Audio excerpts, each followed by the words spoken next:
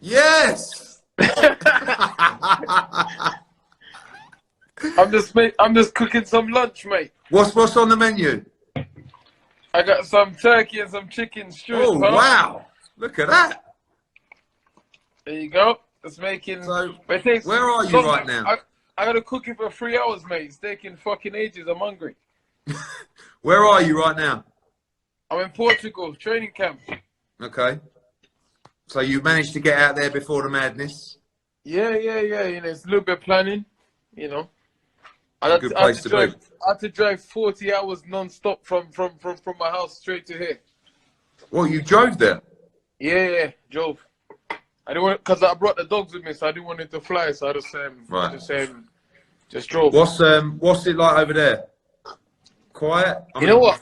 It's quiet, but there's food in the shelves, and I got a good setup here. It's a good base. You know, what I mean, at home I would have no way to train. I have to stop training. So, you know, we thought about it, we planned, and we came here, and it's good. It's sunny here. Everyone's panicking all around the world, but it's not as bad as home, though. I tell you that. Yeah, no, it's getting pretty bad in there. Not really a lot to do. Who's out there with you, Dill, in your camp? My camp, I got back for a bit. He went back because he's got a young kid and stuff, so he went back. He's coming back in a couple of weeks, and that's it, man. So what's the mindset at the moment of a fighter with all the uncertainty? We know we're going to be making a decision. I know we've talked to you. I'm jumping that in a minute. Yeah, what, live on Instagram? Have a nice swim and relax. Can we see the belly flop on Instagram? No. Say again?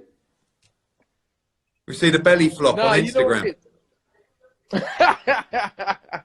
No. The mindset is just to, you know what, listen, my date's not cancelled. My date's still going ahead, so I'm training, and I'm a professional, so I just try and be professional, keep training, try and stay positive. And you know, as well, a lot of people look up to us, professional athletes. So I just try and post something positive every day. Try and post to show that I'm still training, I'm still remaining strong. You know, it's very important to show people in this time, as well as yourself, that it's important to try and get on with life the best you can in these kind of situations, because it's easy to panic and just shut down, and fear and panic sets in, and then we just end up panicking, and everything just stops. So I just try and show as much positivity as I can, man. And that's the message as well to young fighters as well. Might not have had the big fights and the big paydays, waiting for a date. It's tough for them, right?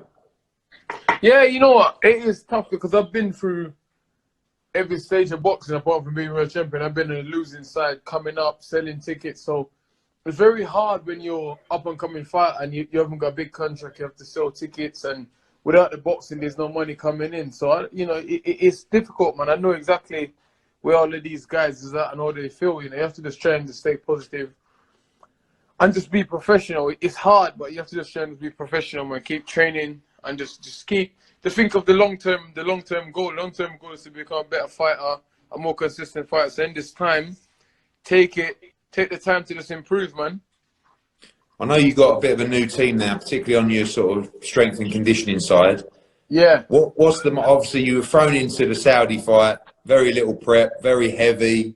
You know, it was a good fight against Marius Wack, and probably should have been an easier fight for you, but you always give fans great fights anyway.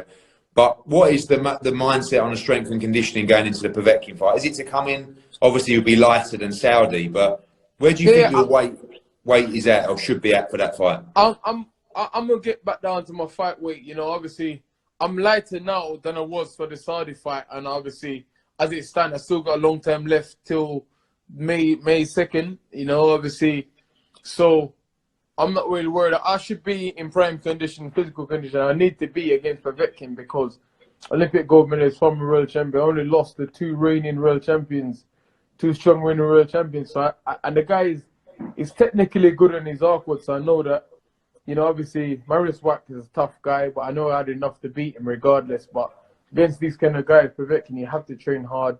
You have to put in the time in and come in shape. So, you know, I should be coming about 115, maybe 116, maybe it's 114. You know, last that was 122. I asked you about the Usyk Chisora fight as well. So you've been alive with Del Boy the other day. Yeah. What's your thoughts on that fight? I mean, a lot of people saying Usyk's movement, you know, IQ just going to be too much for Dell. Some saying they think it's a risky fight for Usyk if Dell can get into the fight and make it uncomfortable for him. You know what? We've seen our own Tony Bellew outbox Usyk early in the fight, so you know, Bellew is not as strong as Derek, you know, and obviously Derek's a very strong guy. Obviously, I fought him twice and I sparred him many times. I know how strong he is physically. The problem with Derek is if he's motivated and he's in shape, he's a problem for any heavyweight in the world.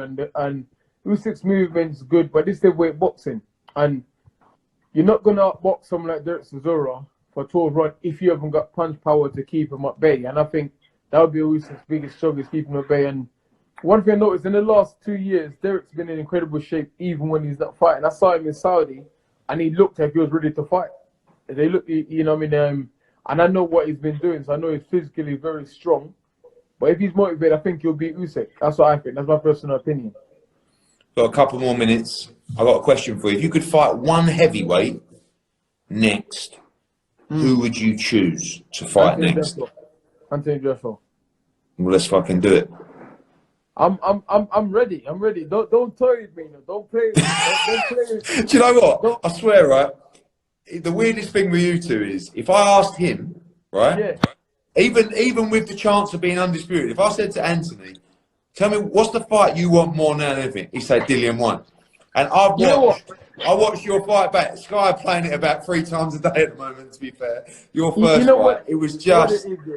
I remember, you know, when we did the workout, and you two were just like, he went over to one area and you was like over it, and then you looked over and someone from his team looked over, and then you remember when we all come together in that fitness centre, it was all going to go off. The energy was unbelievable for that fight. I swear after I was like, fuck you, Eddie Hearn or something. Then I went down the stairs. I was like, you can fucking have it as well. I think I said, sorry. You know what's happened? I can't tell you how many times I changed my pants in that build-up. You know what? I've matured a lot and come on a lot physically, mentally, and technically. And I think we both have come on so much and learned so much. We both have mutual respect for each other.